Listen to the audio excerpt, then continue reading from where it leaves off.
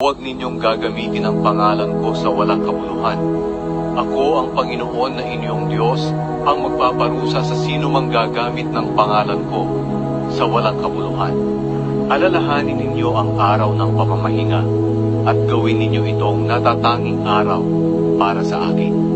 Magtrabaho kayo sa loob ng 6 na araw, pero ang ika-7 araw, ang araw ng pamamahinga, ay italaga ninyo para sa akin, ang Panginoon na inyong Diyos. Huwag kayong magtatrabaho sa araw na iyon, pati ang inyong mga anak, mga alipin, mga hayop, o ang mga dayuhan na naninirahang kasama ninyo. Dahil sa loob ng 6 na araw, nilikha ko ang langit, ang lupa, ang dagat, at ang lahat ng naririto. Pero nagpahinga ako sa ika-7 araw.